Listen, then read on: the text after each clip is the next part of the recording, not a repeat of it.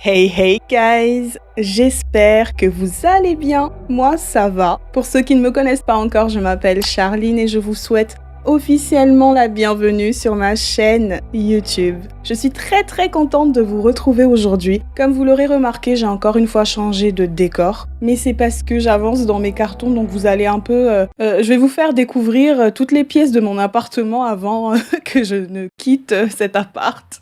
Mais avant toute chose, permettez-moi de vous annoncer que mes joyaux ont accueilli une virtuose qui s'appelle Lovena Beg. Merci de croire en moi, je te fais plein de bisous et j'espère que notre aventure ensemble va durer dans le temps. Donc guys, j'espère que vous êtes bien installés, confortablement, et que vous êtes prêts pour ce qui va suivre, car nous allons voyager du côté de l'Afrique centrale, plus précisément au Cameroun, où nous allons voir ce qui se passe en termes de magie et de sorcellerie.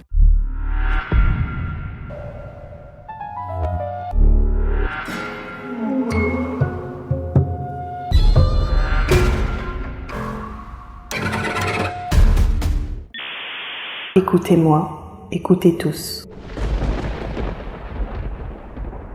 Le Cameroun est un pays multinational composé de plusieurs groupes ethniques, sans compter les traditions, us et coutumes. En effet, le pays compte environ 250 groupes ethniques répartis en 3 grands types.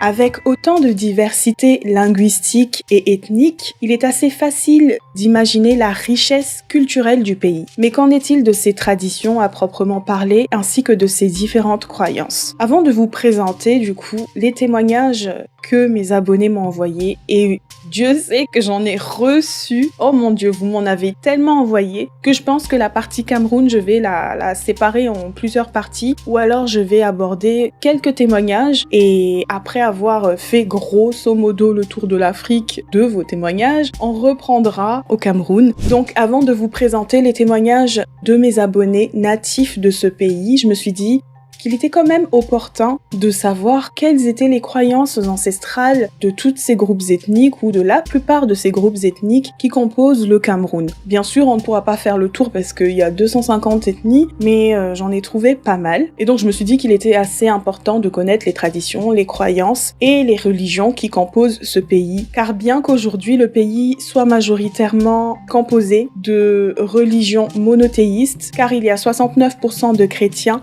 24% de musulmans et 14% d'animistes, ainsi qu'une infime minorité d'autres formes de croyances, je me suis dit que c'était important quand même qu'on sache quelles étaient les croyances traditionnelles. Donc on dit RTA en fait, les religions traditionnelles africaines, mais quelles étaient les religions traditionnelles camerounaises. Donc, avant d'entrer dans la partie sombre qui nous intéresse, faisons un peu d'histoire, de théologie, d'anthropologie, de tout ce que vous voulez, découvrant ce grand pays d'Afrique centrale qu'est le Cameroun.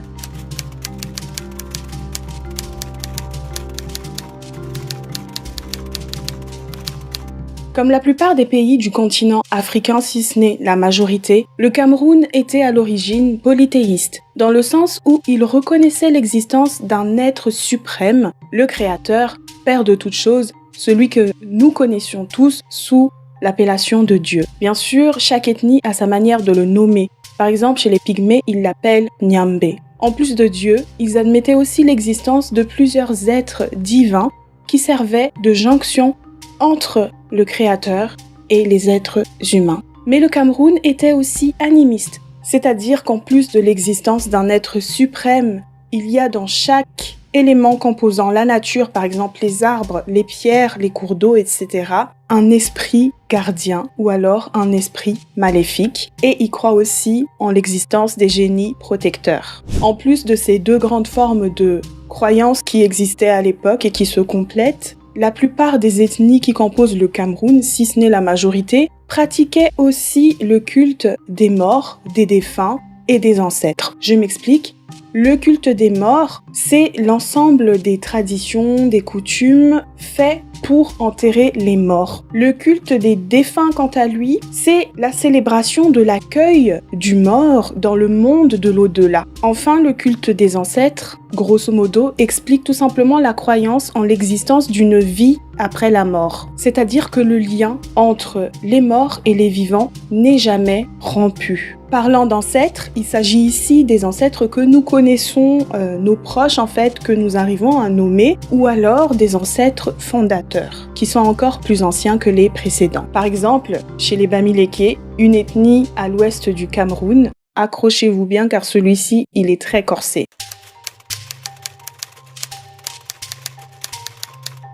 Chez les Bamileke, ils accordent une place de choix aux morts.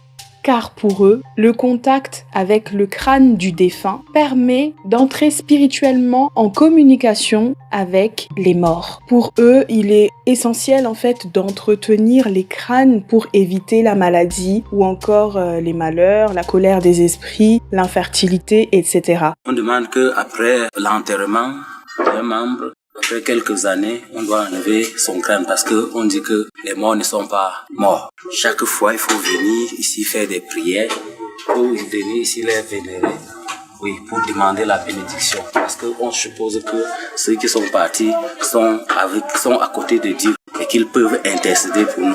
Et là, j'ai envie de faire un parallèle un peu avec ce qui se passe dans mon pays parce que chez nous aussi, il y a ce qu'on appelle le famadi hana ou le retournement des morts, ce qui fait que nous, en fait, on entretient aussi nos morts pour éviter la maladie, etc.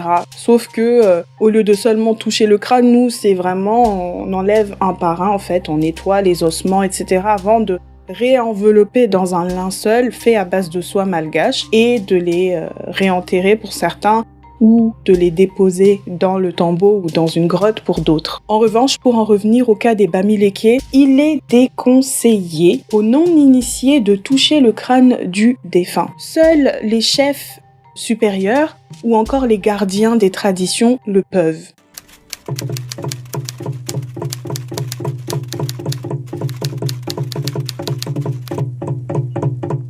Maintenant, chez les peuples d'origine bantoue tels que les Sawa au sud-ouest du Cameroun, ils vouent un attachement au culte du Gondo. Ils développent des pratiques religieuses fortement liées aux forces naturelles aquatiques. Pour eux, l'eau constitue un bien culturel et spirituel, car elle abrite leur divinité qui s'appelle Djengu, communément connue sous le nom de Mamiwata par les non-initiés ou l'esprit des eaux, la mère des eaux. Donc les Sawa considèrent que le monde du visible et le monde de l'invisible se côtoient. Le culte du Gondo ne se fait pas n'importe comment, dans n'importe quelle circonstance. Ça se fait dans le cadre de cérémonies dont certaines sont privées, secrètes, tandis que d'autres sont accessibles au grand public.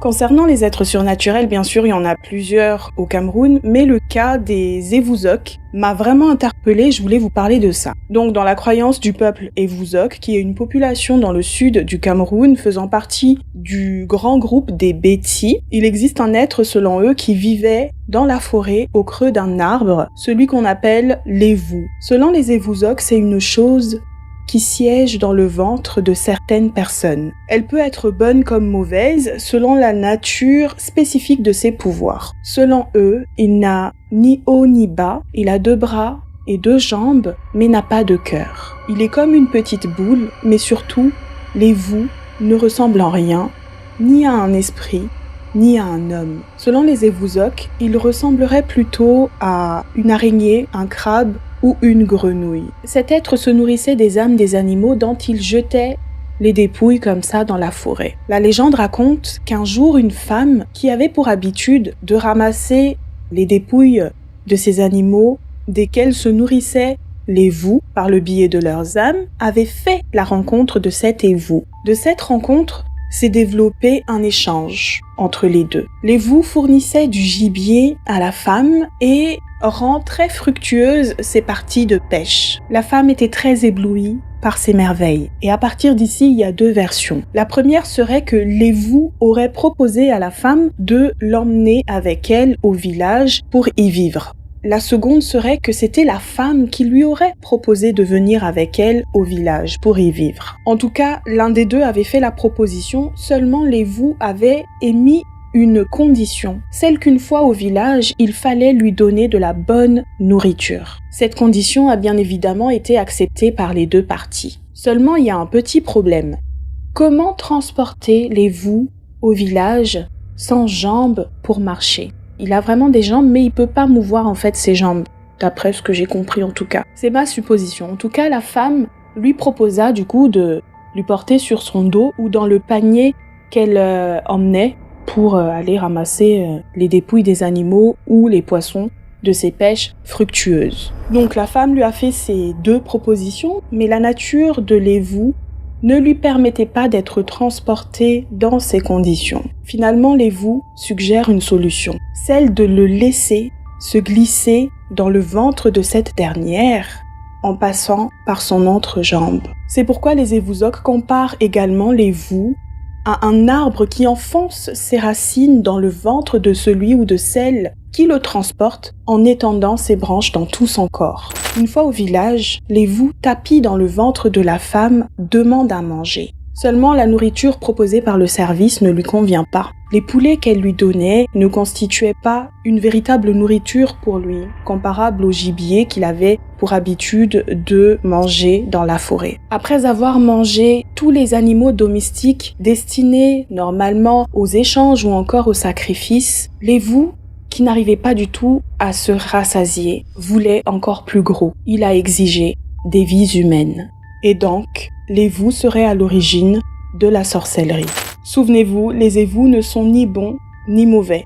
Et en fonction de cette affirmation, il y a 3 grandes classes d'Évous. Donc la première classe concerne tous les Évous qui appartiennent au monde nocturne, donc attribués aux hommes de la nuit. Donc ces Évous dominent leurs hôtes pour qu'ils se retournent contre leurs entourages de près ou de loin. Il y a par exemple l'Évou de méchanceté, donc qui mange et tue les hommes, mange les âmes des hommes. Il y a Lévou improductif qui provoque la stérilité, ou encore Lévou gêneur qui entraîne la haine et l'égoïsme, c'est-à-dire que si un homme vient de se marier, il va haïr sa femme, ou alors si un frère vient d'avoir une petite sœur, si il est habité par Lévou, il va haïr sa petite sœur et il n'aimera que lui en fait. C'est pourquoi on parle d'égoïsme et de haine. Dans la deuxième classe, il y a les Évous qui sont contrôlés par leurs possesseurs. C'est-à-dire que des hommes vont contrôler ces Évous pour en tirer de grands avantages. Donc l'hôte, en faisant de l'Évou son serviteur, va obtenir richesse, prospérité,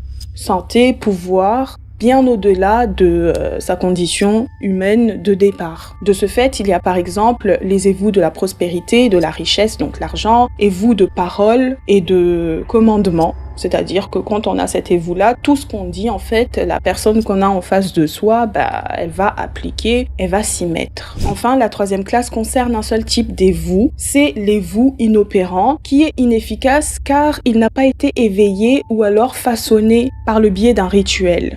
Donc il sommeille en la personne et il est inopérant, tout simplement. Malgré cette classification en 3 types d'Évou qu'on vient de voir, il faut savoir qu'elle n'est pas immuable. L'évou peut changer de spécificité en fonction de son hôte ou en fonction des conditions, il peut changer.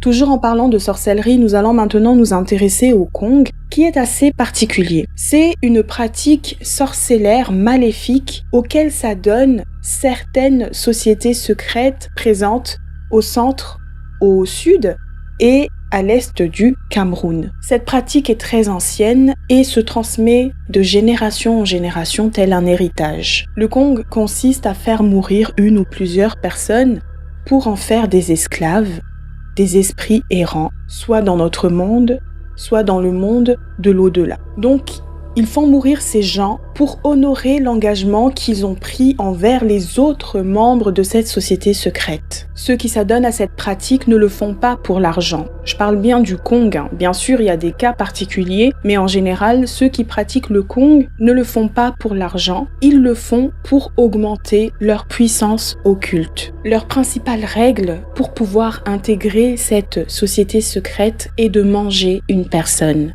Vous avez bien entendu. Tous les membres de cette société secrète devront tour à tour offrir des membres de leur famille ou leur entourage proche comme festin. C'est très glauque. Car plus il y a de morts, plus les membres gagnent en puissance occulte. Parfois, ils offrent des personnes en sacrifice juste par pure méchanceté. Moi, franchement, offrir une personne en sacrifice, c'est de la méchanceté. Mais bon, apparemment, pour ces personnes-là, non. Donc, avant de choisir une victime, ils vont faire une sorte de repérage. C'est-à-dire qu'ils choisissent des personnes ayant des dons, un fort potentiel spirituel, métaphysique, donc qui ont un certain pouvoir et qui ne s'en rendent même pas compte eux-mêmes. Ils ne le savent pas, ils sont même pas au courant. Une fois les futures victimes ciblées, ils vont procéder à un quadrillage mystique, à un encerclement mystique d'une zone qui s'étend sur une superficie de 12 km. Ensuite, ils écrivent leur nom sur une liste avec une dent qui appartenait à un ancien membre de la secte mais qui est déjà mort en fait. Les futures victimes seront exécutées par ordre d'affichage sur la liste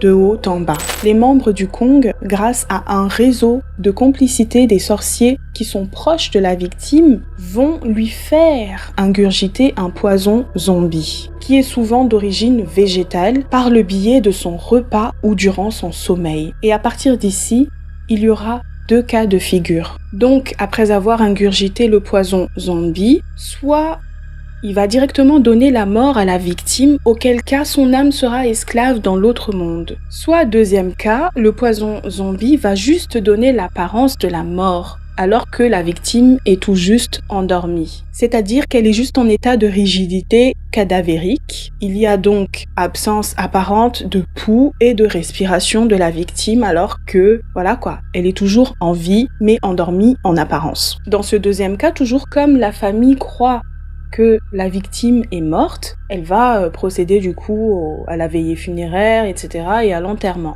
Après son enterrement, elle va être rapidement réveillée par les membres de la société secrète qui pratiquent le Kong en versant sur sa tombe un filtre magique. Et ici, il y a un parallèle à faire avec les zombies d'Haïti parce qu'il y a la même pratique aux Antilles où ils font à peu près la même chose, c'est-à-dire que le sorcier va faire ingérer à sa victime le poison zombie et donc il sera en état de rigidité cadavérique. Et après l'enterrement, il va le réveiller, etc. Il va le transformer en zombie. Je vous en parlerai lorsque je traiterai du cas d'Haïti, en espérant que ce sujet vous intéresse. Mais revenons-en à nos moutons. Lorsque certaines familles s'interrogent sur la mort subite d'un des membres de leur famille, alors que cette personne était apparemment en bonne santé, elles vont directement penser au Kong. Et lorsqu'elles sont sûres ou lorsqu'elles croient que c'est du Kong, elles vont enterrer le cadavre de leur défunt, accompagné d'un chat. Pauvre chat. Donc un chat sur lequel ils ont récité des séries d'incantations. Selon la croyance, en faisant ce rituel, dans les 9 mois suivant le décès de la victime, tous les membres du Kong et toutes les personnes qui ont été complices des membres de cette société secrète, c'est-à-dire les sorciers qui l'ont empoisonné, les personnes qui étaient au courant mais qui n'ont rien dit, toutes ces personnes vont mourir l'une à la suite de l'autre, décimées par la vengeance en fait de l'esprit du mort. La victime ne sera donc pas ici esclave dans l'au-delà, mais il deviendra malheureusement un esprit errant. Donc en résumé, selon la croyance, ça mettra à mort toutes les personnes qui ont participé tout simplement à la mort du défunt. Mais il arrive aussi que certaines familles attendent 9 jours avant d'enterrer leur défunt pour éviter justement que les membres de la société secrète utilisent le corps. Certains vont les enterrer les poignets fermés avec des aiguilles plantées dessus et des lames de rasoir, et également des gris-gris posés dans les paumes de leurs mains. Tandis que d'autres vont encore plus loin en versant de l'acide sur le corps du défunt pour qu'il soit inutilisable par les membres de la société secrète qui pratiquent le Kong.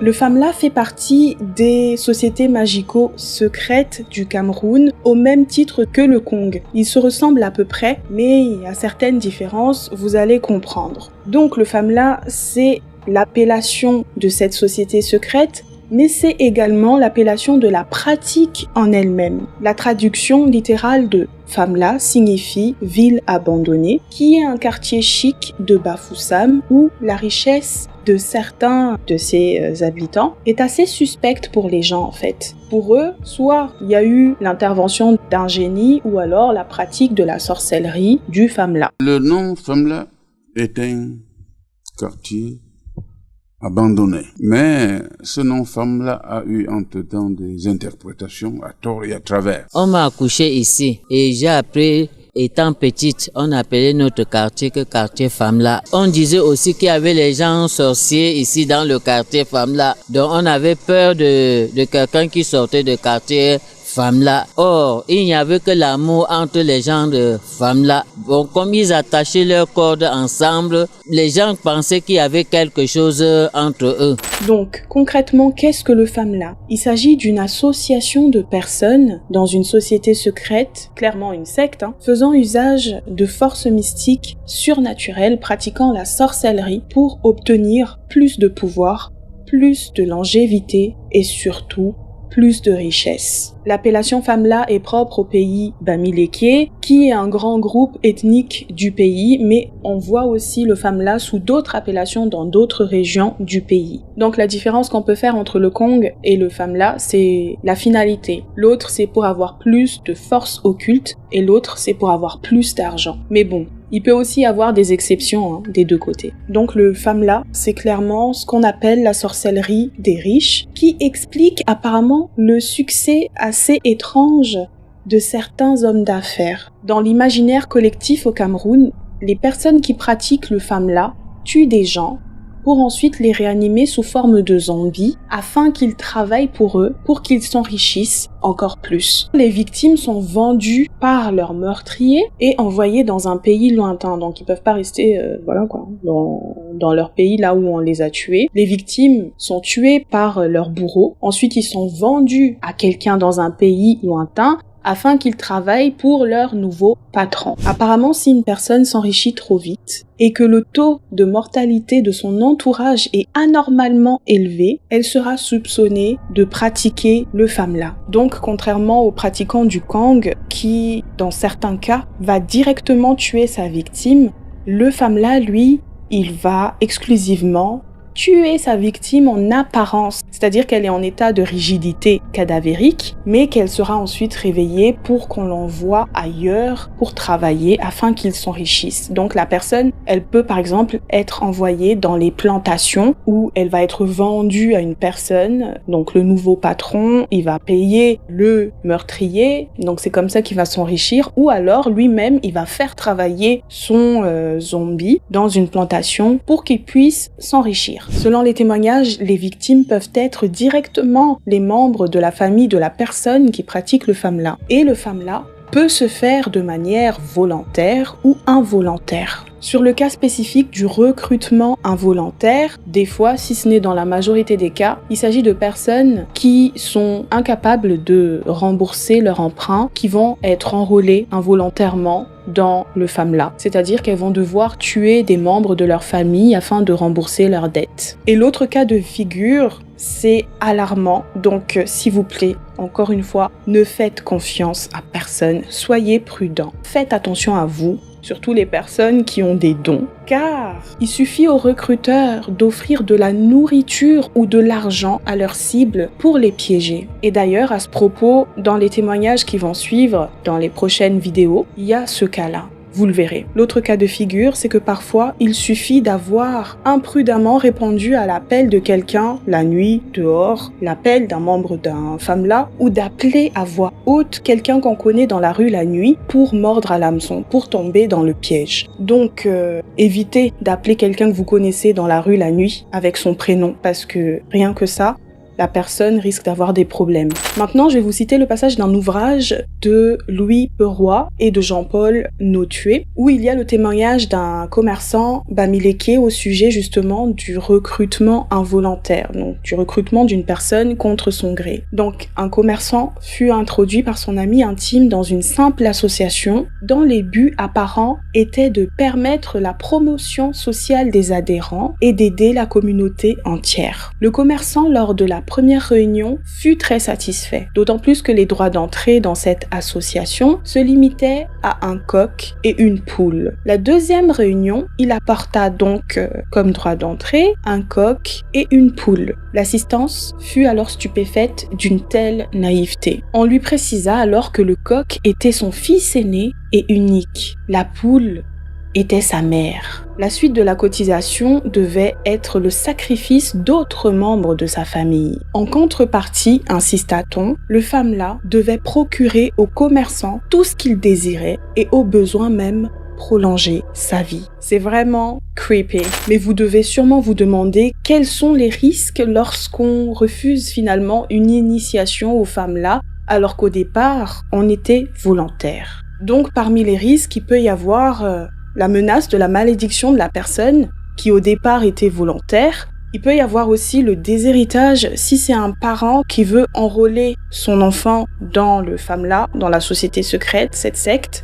Parmi les risques, il y a aussi le fait de salir la réputation de la personne pour qu'elle ne soit plus rien du tout au sein de la société. Et vous vous doutez bien qu'il y a pire que ça. Il peut y avoir aussi la mort. Autre cas de figure, selon l'imaginaire collectif, ce qui se dit en tout cas au Cameroun, c'est que si une personne qui a rejoint la société secrète ne fournit pas assez de cadavres pour les sacrifices humains, elle peut se faire tuer par les membres de la société secrète. Pour vous faire comprendre l'ampleur de ce phénomène qu'est le Famla au Cameroun, même les dirigeants en parlent. C'est-à-dire que le gouverneur de l'extrême nord du Cameroun, Awa Fonka Augustine, aurait même déclaré que le fait de connaître les secrets du Famla a pour conséquence de ne plus pouvoir sortir de cette société secrète. Mais en plus des dirigeants, pour vous dire à quel point c'est alarmant, à quel point ce phénomène du Famla fait trembler les gens au Cameroun, c'est que même les médias en parlent. Ça veut dire que c'est quelque part pris au sérieux. Même les médias notent l'existence de ces crimes rituels au Cameroun et ils en parlent dans des articles de journaux et c'est vraiment inquiétant. Mais vous devez sûrement vous demander alors pourquoi est-ce que les autorités ne font rien pour stopper ce phénomène s'il existe, s'il est avéré. Je pense, et c'est mon avis, que ces sociétés secrètes sont fortement, solidement implantées dans la société camerounaise et dans les plus hautes sphères du pays, ce qui rend impossible son démantèlement tout simplement. Et peut-être que les gens ont peur parce que le monde ésotérique, les sectes, ça fait toujours peur en fait quand on en entend parler et les forces mystiques et spirituelles maléfiques que ces gens-là manipulent, que ce soit dans le Famla, le Kong, etc., sont tellement puissantes, je pense que les gens ils ont peur tout simplement et ils préfèrent être prudents en tentant de ne rien faire et en se protégeant, je pense, que de tenter de faire front ensemble pour lutter contre ce fléau que connaissent tous les Camerounais. Mais donc voilà, you guys, ce sera tout pour cette première partie introductive à la magie et la sorcellerie qui se passe au Cameroun. Donc on a fait de l'histoire, de l'anthropologie, de la théologie, tout ce que vous voulez. Donc j'espère que ça vous a plu, que vous avez appris pas mal de choses. Comme moi, j'ai appris pas mal de choses. J'ai pris un malin plaisir à consulter ces ouvrages et à vous faire ce script. Dites-moi ce que vous en pensez jusqu'ici, de ce qu'on a vu par rapport au Kong, au Famla, etc. Et la semaine prochaine, nous allons entamer du coup les histoires flippantes au Cameroun. Et tenez-vous bien, ces histoires sont juste folles. C'est creepy, c'est tout ce que vous aimez, tout ce que vous voulez, mais je vais en arrêter là parce que sinon la vidéo sera trop longue. Si ça vous a plu, vous savez déjà ce qu'il vous reste à faire. Vous commentez, vous likez, vous partagez la vidéo au maximum. Rejoignez la famille, agrandissons-nous vivants. Abonnez-vous, activez la petite cloche pour ne rien rater de mes prochaines vidéos. Quant à moi, je vais en arrêter là, you guys. Je vous fais plein de bisous. Prenez soin de vous, fermez vos portes et vos volets et surtout, ne faites confiance à personne et ne répondez pas lorsque vous entendez quelqu'un appeler votre prénom tard dans la nuit, car on ne sait jamais.